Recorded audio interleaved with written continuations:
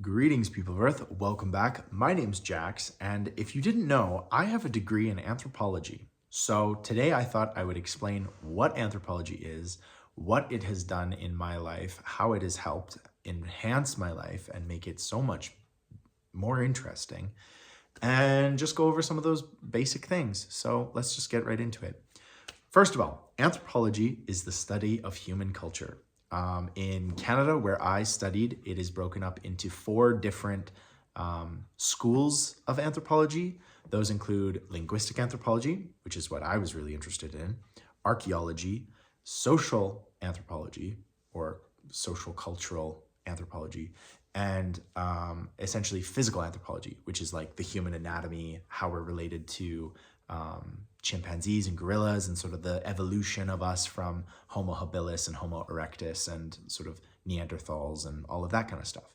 So the four branches cover an awful lot. And I think the best way to go through this is just a quick summary of each one and kind of what they do. So archaeology, I think we've all seen Indiana Jones or those kinds of things. An archaeologist is somebody who systematically and very carefully records and unearths human culture that came from the past.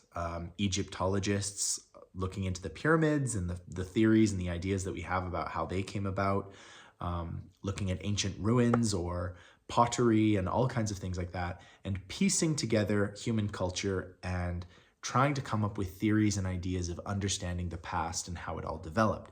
And it's basically a really interesting school of anthropology, really looking at culture, what it meant to these people, how they developed, where they went wrong, where they went right, just getting that information down. It includes really scientific things like you learn how to carbon date and look at radiocarbon dating, isotopes, all kinds of different methods of understanding that. You do tree ring calculations, so you look at pieces of wood and you can see how old the wood is and different seasons, and you're trying to constantly come up with these things. It crosses over a little bit with paleontology, which is looking at like ancient animals like dinosaurs and stuff like that. There's a lot of shared tactics and methods, but it's just a systematic way of doing it, and it's probably the most science-y of the branches of anthropology. And I really enjoyed it. I did a lot more of it in the later part of my degree. And yeah, it was really interesting. I had professors who did studies into how we domesticated dogs and really looking at the archaeology of how that all came about and how we slowly turned these scary wolves into little companion animals that sleep on your floor and eat all of your food. So yeah, that was archaeology, and it's a really cool field. A lot of people who specialize in it are very scientifically oriented, and yeah, it's really neat. The next one is like socio or cultural anthropology, and this is probably the largest field of anthropology, I think, like largely in terms of like academic study. Basically, a cultural anthropologist will look at something in our society and go, why? So a good example of this is looking at any kind of human culture and really developing ideas and theories and how this specific thing affects humans. This can get really specific. So I had professors in university who studied the anthropology of hitchhiking. So she literally just hitchhiked around the world. She talked to people who hitchhiked. She recorded what we call an ethnography, which is basically the story of somebody and how they interacted with the world and their relationship with it. So she just recorded what hitchhikers would talk about, how all of those things kind of affected. She really specialized in hitchhiking in the 1960s, 70s, and 80s. When sort of the serial killer phenomenon started to really appear and be well documented. And so she looked at like sort of the impact of hitchhiking on that whole phenomenon, which was really interesting. It's obviously quite a dark theme and kind of dangerous and all of that, but very interesting. Another one, I had an anthropologist who talked to us about chairs. So literally the thing I'm sitting on right now, this guy would go around the world and he would just record what people would sit on, how they would sit on it, whether a chair is built for two people or a bunch of people communally, whether it is meant to be an individual chair. Like in Western society, he said that individual chairs That's the common thing. We don't like to sit with each other. Whereas in other places, it might be a communal bench, and you might be taught around a campfire with an elder who sits you down at different chairs all next to each other, and you learn that way. Whereas in a Western classroom, we have our own desk and we are all facing the teacher to a specific point. The chairs are meant to be uncomfortable because they don't want you to fall asleep. And he explained to us all the different ideas behind chairs.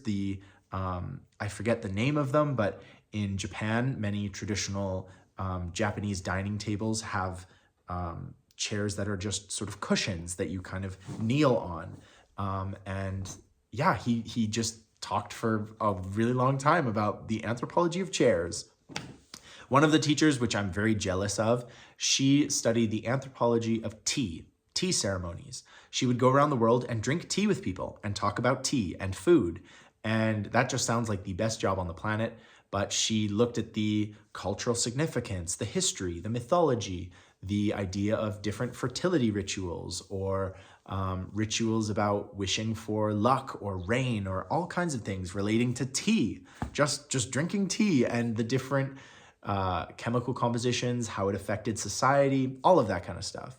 I've talked to an anthropologist who just did saunas, literally looking around at Native American sweat lodges, traditional Finnish firestone saunas, all kinds of things like that, and the effects, the religion, the traditions, the cultural significance. And so a social or a cultural anthropologist really just looks into that and looks into specific things that they find interesting. And some of these people try to make the world a better place by talking about these things and seeing how we can integrate them into our lives or make them more efficient or better. Some people just record ethnographies and give us a history of different cultures in the world. These are the anthropologists that are sort of the famous ones for living with an indigenous tribe and recording, their language or their culture or their history. A lot of anthropologists will sort of focus on very specific things like that. And it's really fascinating, the idea of living with a different culture and learning from them and recording what they're doing and saying and how they interact and all of it. It's fascinating stuff. And that is what I did a lot of anthropology on, the cultural kind of stuff like that. Physical anthropology is kind of the one I did the least of. In Canada anyway, you are able to kind of study anthropology kind of how you want to. And you basically get to choose which category you study more of.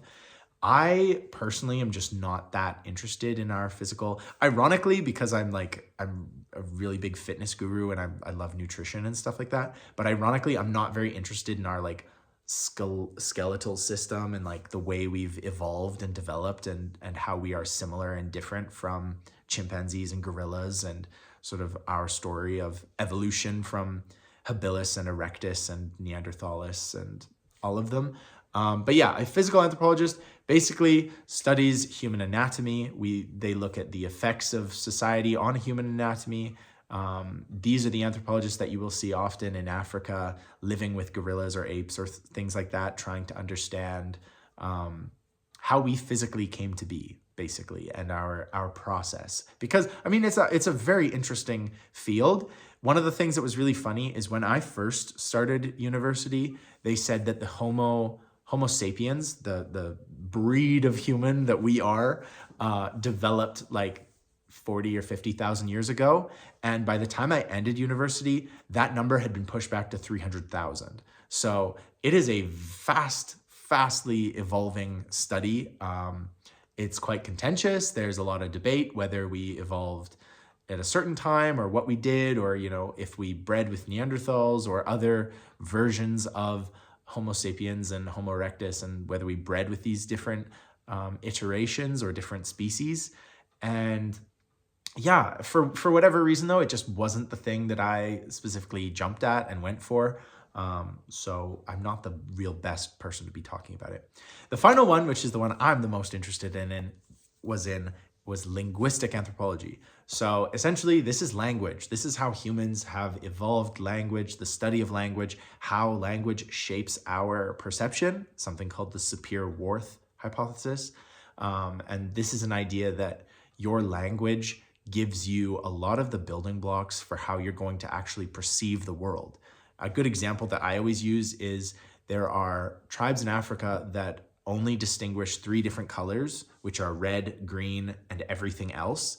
And when you take these people and you introduce them to, it's not that they can't see colors, it's that in their language, they just have three different categories of colors. Whereas, in English, we might have a certain amount of words. In Russian, they have a huge amount of words for the color blue. They distinguish different colors of blue and violet and purple into a vast number of colors, where we might just see, well, there's blue, there's purple, there's indigo. They see a huge vast, they're like, no, this is this, this is this, this is this, this is this. And when you sit these people down, they are able to distinguish colors better than English speakers. And so that is an idea that your language and how you orient yourself with your language really shapes how you see the world and how you perceive it. For example, in English, we have a lot of words or phrases that talk about war being a game. It's like, oh, this debate, Hillary Clinton was destroyed in this debate by this other person. We have a lot of language that sort of is co-opted through like war and fighting. And that tends to make English speakers like a little more aggressive than certain other cultures. Whereas in Japan, Japanese is very centered around formal respect and politeness, which in effect, sort of shapes how people behave on the whole. Obviously, humans are unique and diverse, and all of us have traits of all these emotions, but your language can help shape who you are and how you behave. And so a linguistic anthropologist will often study people in different places and learn language and understand exactly how it's shaped and those sorts of things. So those are the four main schools of anthropology. That's basically very, very summarized, but that's what anthropology is. I think it's vastly interesting and really, really interesting, or really, really thought-provoking. So yeah, that's what that is. How it has helped me in my world. First of all, it has given me this real good sense of relativism. I think before I studied anthropology, I just thought like I had the moral high ground. I knew what I was talking about. I always assumed that my way of doing things was correct, and that obviously, other people just can't understand or don't get it. After anthropology, I realized that, man, it is all relative. It is because of my upbringing, my language, where I live, my geography. It is all of these things that have come to shape who I am, how I interact, my culture, the religions that I was taught growing up. All of these things have a huge fundamental impact on who I am as a human being. And being able to understand that, you can then also understand that other people think the way they do because of their upbringing, their culture, their language. And I don't know, it just gives you a better understanding of why people are the way they are and how they became that way. Whereas before, I think I had this real bias towards my way is right, my way is the correct way. Whereas there is no correct way. There is it's just, if I was born in India, I might be Hindu or Sikh or one of the many indigenous religions or cultures in India. And I'd have a totally different worldview. I'd have a totally different language and family relationship and concept of morality and where we go when we die and all of these things. Like it's very relative. And I don't want to get postmodernist on anybody, but there is some truth to some of the things postmodernists talk about being, well, it's all relative. It's all based on perception. And there is some truth to that, whether you like it or not. So that's a big aspect. Another aspect is just, I think it's made me a lot more thoughtful when it comes to understanding something that I don't understand. So when I encounter something that I'm like, whoa, that's weird, I tend to take like a little step back and try to kind of understand how this thing could be. When I see something in the news or I see something going on in the world, I have a lot more pause and sort of, that's really interesting. I wonder why, what's going on here? How'd that work? And it's made me a lot more inquisitive and curious about things. When I encounter something that I see in a movie or a television show about human culture or the way we are, I'm always like, man, that's That's really fascinating. Movies like Arrival or science fiction movies in general are really neat because as an anthropologist, when you look at like an alien civilization or whatever, you're constantly sort of wondering like, I wonder how that would work, or, you know, how does the marriage system work in that society where, you know, they're giant, you know, squiggly aliens. Like, I wonder if they have like a matrilineal system, or how do they distinguish who their leader is? Or, you know, like as an anthropologist, one of my professors sort of joked, like, she said, like, I'm going to ruin every movie you've ever watched for you. And every movie you're going to watch in the future, I'm going to ruin that too. And she basically meant that you will constantly be trying to understand the root of why is this? Why is it like this? And maybe it's just the result of having an inquisitive mind, but an anthropologist looks at everything and sort of asks, why? Why is it this way? Why exactly are you doing that? Which makes them sort of quirky people. It was always sort of joked at university that the anthropology students, and especially the professors, were eccentric and unusual, because in general, that is really good, because we're constantly just going, why are you doing that? Tell me more. Like, explain. Can I write it down? Can I film it, please? And that's like an anthropologist at heart, is just constantly like gushing over differences and cultural nuances and all of that kind of stuff. So that's anthropology. That's what it's done for me. I absolutely love it. Even though my current employment has nothing to do with formal anthropology, anthropology exists everywhere. People are constantly doing the anthropology of social media. We are looking at its impacts on human culture, how it has changed culture, its impacts on traditional societies, its impact on our society.